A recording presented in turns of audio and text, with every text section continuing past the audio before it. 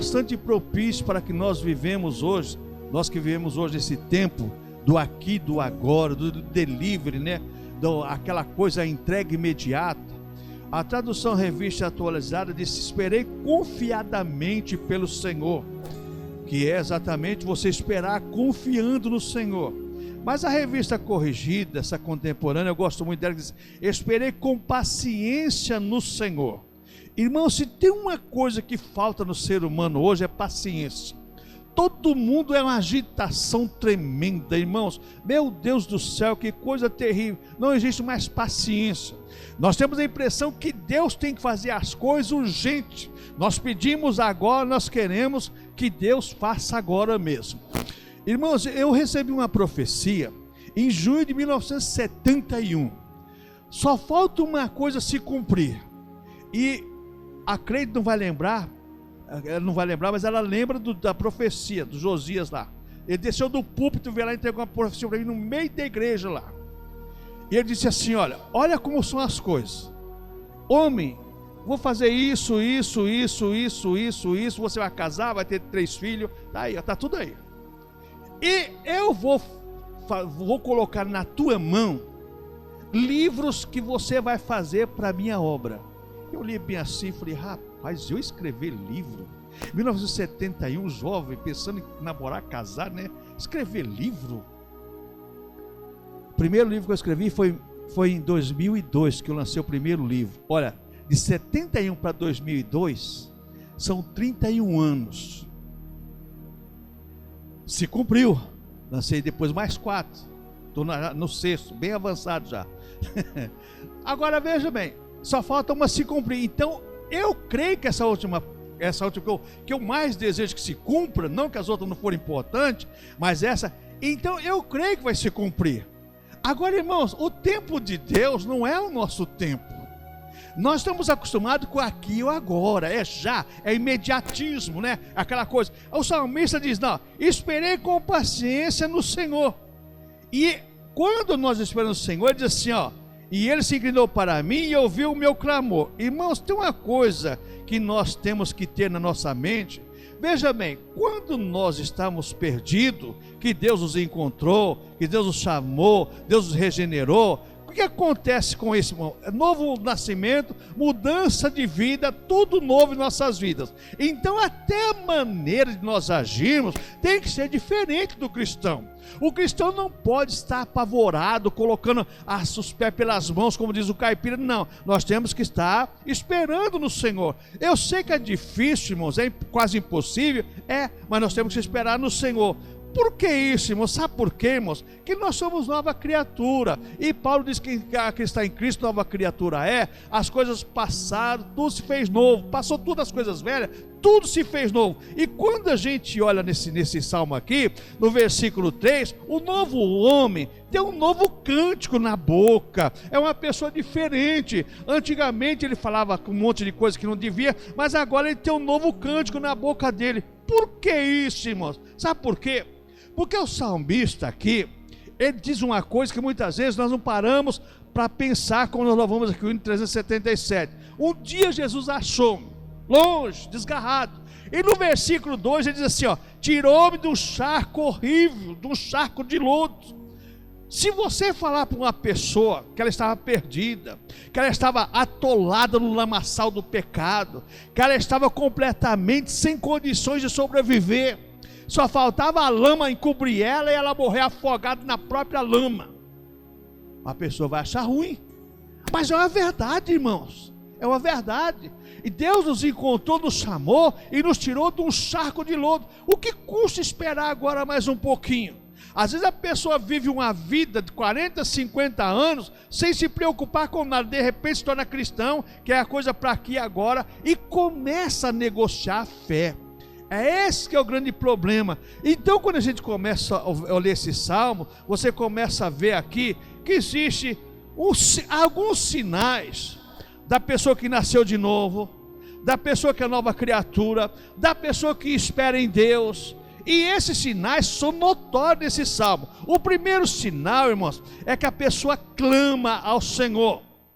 O salmista diz: esperei com paciência o Senhor, Ele se inclinou para mim e ouviu o meu clamor. Irmãos, Deus, Ele ouve o nosso clamor. Nós não clamamos em vão. Embora achamos que às vezes estamos orando, estamos jejuando, estamos fazendo a coisa certa e a coisa não acontece, mas a maneira de Deus agir, irmãos, muitas vezes diferente do que nós queremos, porque às vezes nós queremos uma coisa que lá na frente só Deus sabe o que vai acontecer. Só Deus sabe o que vai acontecer. Eu lembro uma vez uma pessoa que disse para mim assim: irmão, eu orei tanto a Deus que eu queria uma casa naquela rua, assim, lá no Parque Novo Oratório. Só que ele nunca passou lá dia de chuva. A rua é bonita mesmo. A rua é bonita. E o ônibus da Volkswagen passava lá. E ele ganhava bem como chefe. Ele morava no São Rafael. No São Rafael não, lá para frente lá. Para frente do São Rafael, um pouquinho lá. Esqueci o nome daquele bairro lá. E ele passava e falava assim: Deus, crente, eu quero uma casa nessa rua. Só que ele nunca tinha passado naquela rua com dia de chuva. E um dia, deu certo que eles saíram da Volkswagen e Deus mandou um toró abençoado. E quem que disse que o ônibus passava naquela rua? E ele uma vez, ele falou, conversando, ele falou assim: rapaz, eu tenho orado tanto a Deus, para Deus dar uma casa lá na rua Almada, rapaz, como eu acho bonita aquela rua, morar ali, tanto perto, tantas coisas, né? Aí ele passou e falou assim: irmão João, agora eu sei porque Deus não me deu, porque eu ia ficar desesperado. Rapaz, e aquela casa que ficou uma placa tanto tempo lá para vender, quando eu passei lá, a água estava quase na metade da casa lá. Falei: rapaz, olha como Deus te livrou, hein? Então olha só como Deus trabalha, irmãos. Nós não conhecemos muitas vezes o futuro, e às vezes não conhecemos o que nós queremos, irmãos. Às vezes nós não conhecemos o que nós queremos, mas Deus conhece. E o Antônio ele contou esse testemunho. Eu falei: rapaz, para você ver como Deus livra a gente. Então quando a gente olha para esse salmo aqui, às vezes Deus ouve o nosso clamor para sim ou para não, mas Deus está ouvindo, tanto para dizer sim como para dizer não. Às vezes o não de Deus é melhor do que o sim, porque muitas vezes, irmãos, nós temos que tomar muito cuidado para não entrar na vontade, veja bem, na vontade soberana de Deus temos vitória, na vontade permissiva de Deus nós vamos quebrar a cara. E muitas vezes nós clamamos e começamos a murmurar. Deus fala assim: então você vai entrar na vontade permissiva. Aí é onde nós quebramos a cara. Então a primeira coisa que nós vemos aqui nesses salmos, o salmista diz que ele clamou porque Deus ouviu, porque ele clamou. Deus pode dizer sim, pode dizer não, mas tudo é bênção, irmãos. Tanto o sim de Deus como o não de Deus é bênção para nós. É bênção para nós. Então veja bem, o salmista diz: esperei com paciência o Senhor. Ele ouviu o clamor. Por quê? Deus tem compaixão dos seus filhos, irmãos. Você acha que Deus não vai ter compaixão dos seus filhos? Deus não vai ter misericórdia dos seus filhos? Deus tem. E Deus quer que nós sejamos abençoados. Deus quer, mas Deus quer que nós tenhamos também, irmãos, equilíbrio emocional. Muitas vezes nas nossas orações, nas nossas petições, naquele desejo, né, de adquirir, de ter e obter, como no caso de Sara, que queria ser mãe e aquela coisa toda, conclusão, atropelou a bênção. Então nós somos a mesma coisa, irmãos. Às vezes naquela vontade, naquele desejo, nós atropelamos a coisa. E aí Deus fala assim: ó, o problema não é meu agora. O problema agora... Estava lendo Gênesis esses dias aqui, e eu comecei a pensar bem. Quando Agar, ela se separa de Sara, que ela vai embora, quando você vai, Agar, fugindo da tua serva. Aí ela começa a conversar. Veja bem, irmãos, olha só, a Sara dá ela para o marido, e depois a confusão está arrumada. Por que não esperou na promessa de Deus? Mesma coisa somos nós, irmãos. Às vezes a promessa de Deus para nós, como louvor, Deus nunca ouviu dos nossos lábios a promessa que Ele fez. Ele fez, vai cumprir. E se não cumprir nessa vida, irmãos, amém, porque Deus sabe, o sim ou não é dele. Então, conclusão, quando a gente olha essa questão aqui, irmãos, nós não podemos ficar desesperados, irmãos. Deus, Ele tem prazer em ouvir o clamor, e Ele tem compaixão de nós e nos abençoar. Agora, Ele quer ouvir dos nossos lábios as promessas deles para a nossa vida. Se for promessa de bênção, promessa de vitória, Deus vai cumprir. E também, irmão, se for promessa de Deus também passar uma correção, Deus também vai passar a correção. Ó Israel, Abraão, você vem aqui, mas a sua descendência vai ser cativa, vai ser escravo, 400 anos. Olha que promessa, irmãos. Promessa de dar uma terra e fala assim, só que a sua descendência... Ué, Deus, o plano soberano de Deus é bênção para nós, irmãos. Israel entrou no Egito quase com 70 pessoas, através de Jacó. Eles não tinham riqueza não, mas a Bíblia fala que eles saíram de lá riquíssimos, porque tudo que eles pediam, os egípcios davam para eles, ouro, prata, veste, tudo, eles levaram tudo que o Egito tinha. Oi, irmãos, para pensar numa coisa dessa. Olha, a sua descendência vai ser peregrina, mas depois vão voltar para cá, a terra prometida. A mesma coisa somos nós, irmãos. Não fique angustiado, desesperado. Espera no Senhor. Esperei com paciência no Senhor, ou esperei confiadamente pelo Senhor, e Ele ouviu o meu clamor. E diz o salmista, irmãos, exatamente sobre essa questão. Deus ouviu o clamor, e nós sermos às vezes, atropelarmos a nossa bênção, porque nós não olhamos para o versículo 2, diz, tirou-me de um charco horrível de lodo, e pôs os meus pés sobre uma rocha, e firmou os meus passos. Às vezes nós vivíamos numa vida sem perspectiva nenhuma. Agora Deus nos dá perspectiva de uma nova vida, de uma coisa melhor. Mas ao invés de nós esperarmos em Deus, porque agora nós estamos limpos, estamos libertos, estamos firmados, aquela coisa toda, começamos a cobrar de Deus que existe um incentivo nas mensagens evangelísticas de hoje. Ou nas mensagens evangelísticas de hoje, o incentivo para as pessoas exigir de Deus, atropelar a bênção de Deus. Irmãos, não é assim, irmãos. Não é assim. O salmista deixa bem claro isso. Esperei com paciência, Senhor, eu esperei confiadamente. Não vamos tentar atropelar a vontade soberana de Deus, não. Deixa Deus agir, irmãos. Deixa Deus agir, que a coisa vai ficar boa para o nosso lado. E o salmista nos ensina exatamente sobre isso, irmãos. Ele sabe que nós somos necessitados. A necessidade existe em cada um de nós, irmãos. Como diz o versículo 17, eu sou pobre e necessitado, mas o Senhor cuida de mim. Ele sabe disso. O Senhor sabe disso. Ele sabe que somos necessitados. Então nós clamamos, Deus ouve o nosso clamor, porque nós somos necessitados de Deus. Deus sabe que nós necessitamos e Ele vai trabalhar em nosso favor. Então, irmãos, quando a gente olha para essa questão do clamor, o clamor exige só uma coisa, fé. E fé, irmãos, não é coisa abstrata. E fé também não é coisa visível. Uma das descrições de fé é que a fé é o firme fundamento das coisas que não se vê, mas que se esperam. Então você não vê, mas você espera. Definição de fé é Efésios 2. Pela graça sois salvos por meio da fé, isso não vem de vós, é dom de Deus. Então isso é definição. Quem dá a fé é Deus. Quem dá o dom é Deus. Agora Hebreus descreve a fé. A fé é o firme fundamento das coisas que não vê, mas se crê. Então nós não vemos, mas cremos. Agora hoje, irmãos, essa questão de não poder esperar confiadamente pelo Senhor, o que acontece, irmãos? As pessoas materializam a fé. Materializam a fé.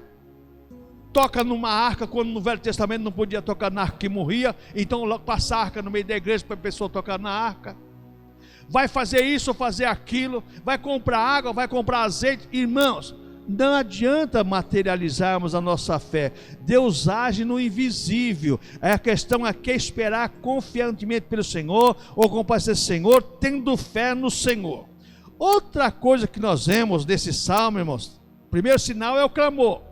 Segundo sinal que nós vemos numa pessoa equilibrada, uma pessoa consciente, uma pessoa perseverante, é exatamente o sinal do louvor. A pessoa que louva o Senhor diante das dificuldades, das angústias, das tristezas, das decepções, da desilusão. Olha o versículo 3: e pôs um novo cântico na minha boca, o hino ao nosso Deus. Muitos o verão e temerão e confiarão no Senhor. Não importa qual seja a situação, não importa qual seja o momento, nós temos um louvor nos nossos lábios. As pessoas vão ver: mas você, rapaz, você está acabado, você está derrotado, e você está cantando, você está alegre.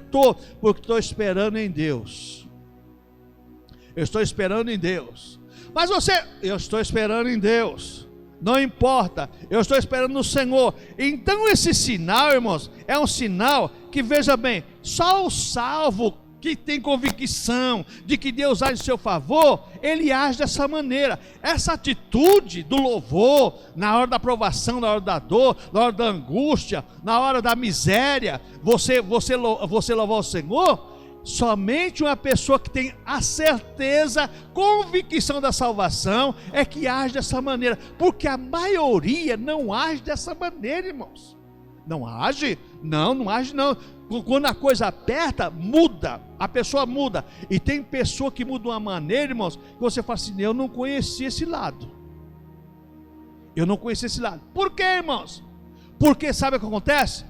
Não está convicto de que Deus pode agir diante daquela situação que parece impossível. Então o que nós vemos aqui, irmãos, que o salvo, ele canta, ele louva o Senhor, tem um novo cântico. Então esse novo cântico agora nos seus lábios é o cântico da convicção, é o cântico da esperança. Eu estou esperando no Senhor, eu estou confiando no Senhor, eu tenho certeza que Deus vai agir. Não importa qual seja a situação, não importa de que maneira Deus vai fazer, mas Deus vai fazer em meu favor, eu confio nele.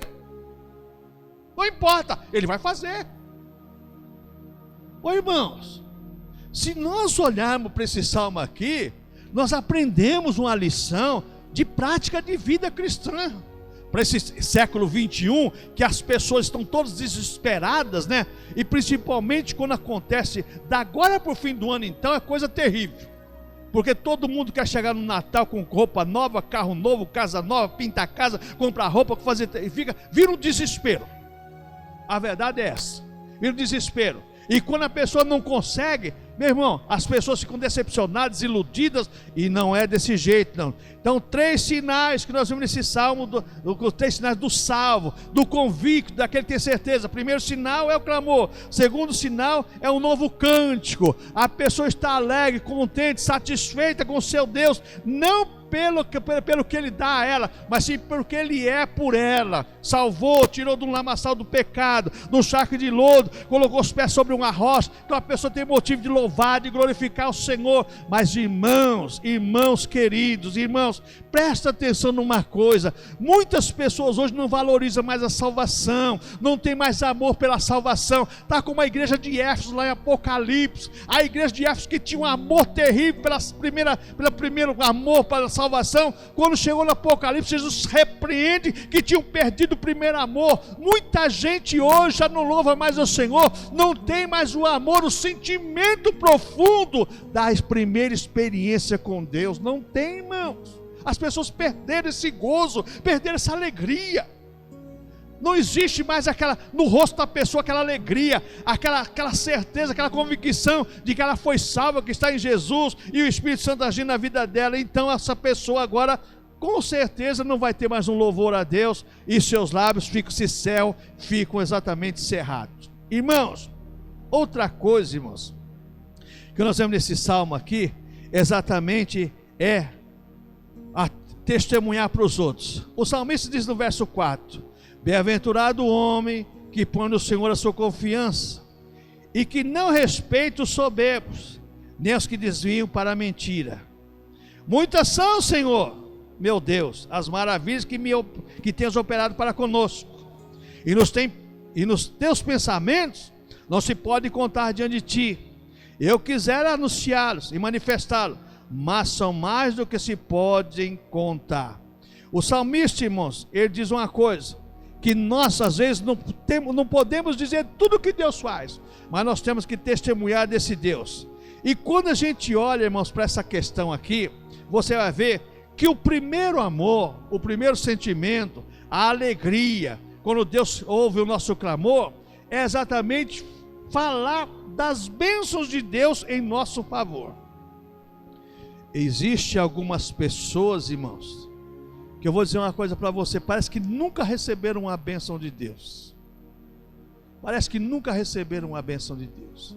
E todos nós recebemos bênção, todo dia recebemos bênção, todo dia recebemos vitória, todo dia nós temos bênção para contar de que Deus faz em nosso favor. E tem pessoas que parece que nunca receberam uma bênção de Deus. E o salmista, irmãos, ele nos ensina muito essa questão, falar do seu andar para com Deus, e falar do Deus que salvou a vida dele, e do Deus que está agindo por ele. E esses testemunhos, irmãos, a respeito de Deus, faz com que Deus seja glorificado, e que nós sejamos também abençoados por Deus, irmãos. O nosso testemunho, muitas vezes, para algumas pessoas, não quer dizer nada, mas para outras pessoas dizem muito.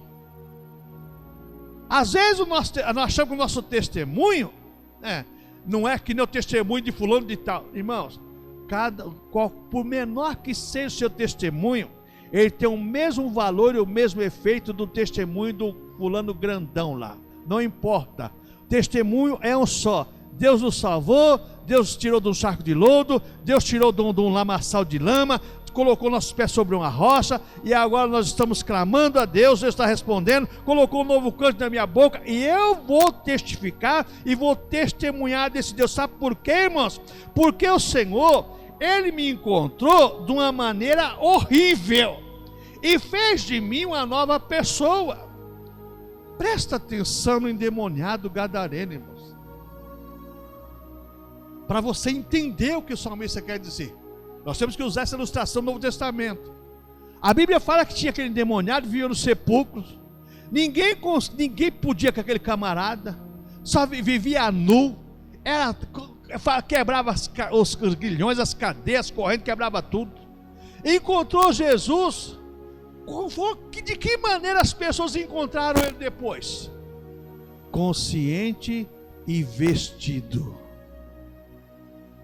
Olha a diferença. Olha a transformação. Aquele camarada vivia nu, vivia perdido, no meio do sepulcro, teve um encontro com Jesus, agora o povo encontra ele vestido, consciente, e se tornou um missionário. Irmãos, é isso que Deus faz conosco, irmãos. E nós temos que agradecer a Deus por tudo isso, e ter a certeza que esse Deus que nos salvou, esse Deus que nos modificou, esse Deus que transformou a nossa vida, o nosso ser, o nosso querer, o nosso agir, é o Deus que está agindo por nós. Como diz o apóstolo Pedro, embora alguns os tenham por tardio, mas Deus não retarda a sua promessa. Deus não retarda a sua promessa.